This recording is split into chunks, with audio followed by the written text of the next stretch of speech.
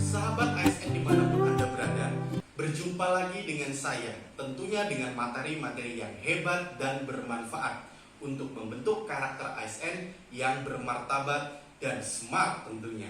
Nah, sahabat ASN, tentunya pada materi hari ini sungguh sangat penting diketahui bagi ASN dimanapun Anda berada, yaitu mengenai akuntabilitas. Saudara-saudara, apakah Anda sudah pernah mengetahui mengenai konsep akuntabilitas? Jika belum, mari kita akan membahas mengenai apa itu akuntabilitas. Secara umum, menurut LAN di tahun 2015, akuntabilitas itu adalah sebuah kewajiban bagi kita, seorang ASN, untuk mempertanggungjawabkan apa yang telah menjadi amanah atau apa yang telah menjadi tanggung jawab dari Sahabat ASN, kita juga harus tahu loh mengenai sebuah perbedaan yang mendasar. Apa itu perbedaan antara responsibilitas dan akuntabilitas? Sahabat ASN jangan sampai tertukar, jangan-jangan semuanya sama. Oh tidak, tentunya ketika kita berbicara tentang responsibilitas, ini adalah konsepsi dalam kewajiban untuk bertanggung jawab. Nah, kalau akuntabilitas itu adalah kewajiban untuk mempertanggungjawabkan apa yang menjadi amanahnya. Kedua konsepsi ini sungguh sangat berkaitan. Sahabat ASN jangan sampai tertukar atau jangan sampai berpikiran, oh keduanya sama kok, oh ternyata tidak. Nah tentunya untuk mengetahui itu kita harus mengetahui bagaimana konsepsi di dalam mekanisme-mekanisme kerja antara responsibilitas dan akuntabilitas itu. Nah untuk itu saudara-saudara sekalian, maka sebagai seorang ASN kita harus mengetahui bagaimana konsepsi dalam akuntabilitas. Untuk itu kita akan melihat beberapa materi selanjutnya. Nah, sahabat ASN dimanapun Anda berada, kita perlu mengetahui materi pokok dalam akuntabilitas itu. Yang pertama adalah mengenai konsep akuntabilitas. Apa-apa saja sih konsep akuntabilitas yang harus kita ketahui? Kemudian yang kedua mengenai mekanisme dalam akuntabilitas tersebut.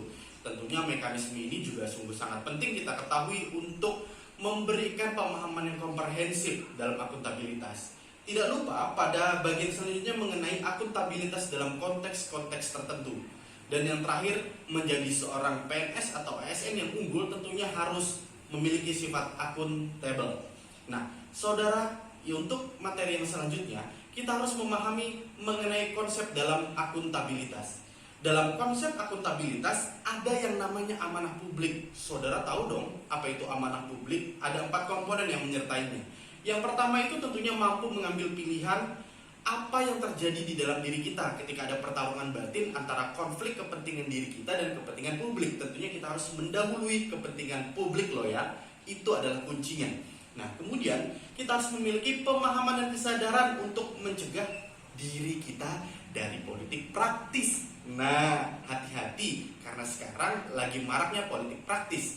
Untuk yang selanjutnya adalah memperlakukan warga dengan adil. Jadi tidak memilih-milih, oh ini keluarga saya, oh ini saya kenal, oh tidak. Tentunya untuk memperlakukan seluruh warga negara Indonesia itu harus sama di mata hukum.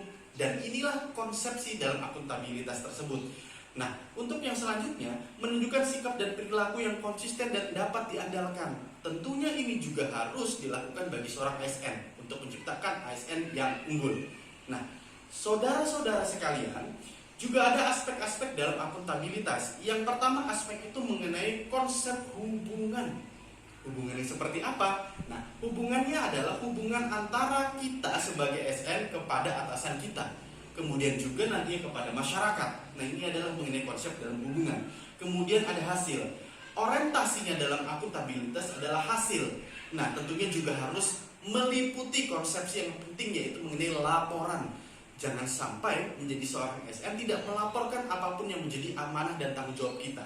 Dan selanjutnya mengenai konsekuensi. Ada konsekuensi yang harus kita ambil, yaitu mengenai konsep kinerja nantinya.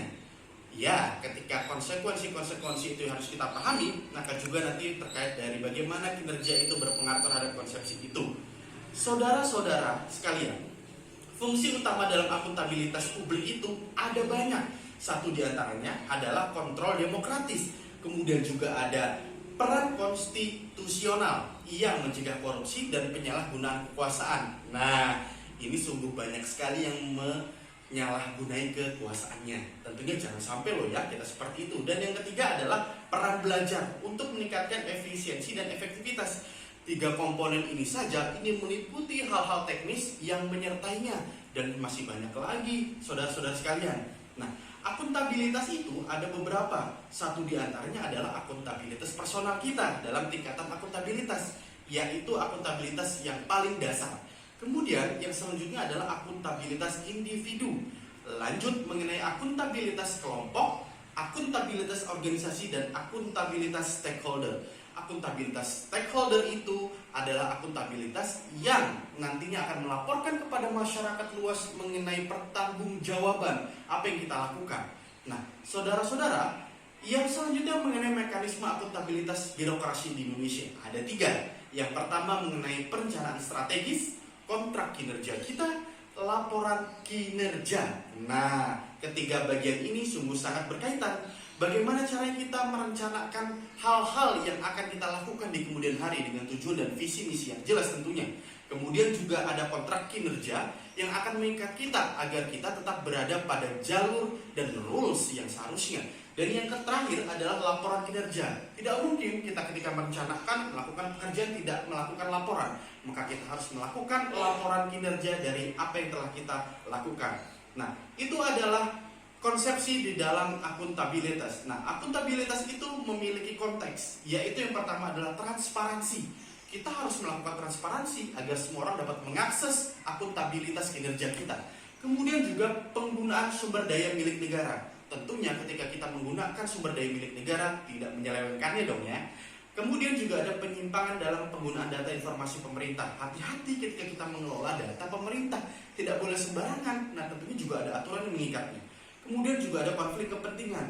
Di dalam konteks akuntabilitas, ini yang paling sering terjadi. Hati-hati, kita harus bisa memilih antara konteks kepentingan pribadi kita atau kepentingan publik. Dan yang terakhir ada praktek kecurangan. Nah, ini seringkali terjadi. Hati-hati terjebak dalam tindak pidana korupsi, penyelewengan dana, penyelewengan waktu, dan penyelewengan apapun. Untuk prinsip keterbukaan itu, kita juga harus lakukan loh, sahabat ASN. Dan tidak lupa, kita juga harus mengupayakan bagaimana agar benturan kepentingan itu tidak terjadi berlarut-larut di dalam konsep akuntabilitas menjadi seorang ASN. Kita juga harus berupaya bagaimana mengidentifikasi konflik kepentingan itu agar dapat berjalan bersamaan. Dan yang terakhir, untuk konsep akuntabilitas itu adalah apa yang diharapkan dari perilaku seorang PNS? Ya tentunya harus bersikap jujur, amanah, dan akuntabel. Juga harus berkaitan dengan transparansi dan akses informasi agar semua dapat mengakses. Kemudian juga menghindari perilaku yang curang dan koruptif. Kemudian perilaku terhadap penggunaan sumber daya negara yang bersifat negatif atau penyelewengan, itu juga tidak boleh. Dan kita harus berperilaku berkaitan dengan bersiap-siap dalam keadaan-keadaan yang mendesak. Misalkan saja ada tindak pencurian data kita, maka kita juga harus mengupayakan agar ini tidak terjadi, karena tidak banyak ada orang yang ingin meretas dan ingin mengakses rahasia-rahasia di dalam informasi pemerintah yang seharusnya tidak tersebar juga. Dan yang terakhir adalah konflik kepentingan yang tadi saya sampaikan. Nah, untuk itu menjadi perilaku seorang PNS haruslah bersikap akuntabel agar semuanya dapat berjalan sedemikian rupa. Untuk itu, sahabat-sahabat ASN dimanapun Anda berada, demikian informasi mengenai akuntabilitas di dalam diri seorang ASN yang juga merupakan materi yang penting. Untuk itu, kita akan bertemu lagi di beberapa kesempatan yang akan datang, tentunya dalam video-video yang bermanfaat mengenai prinsip menjadi seorang ASN yang unggul. Demikian yang dapat saya sampaikan, salam ASN unggul.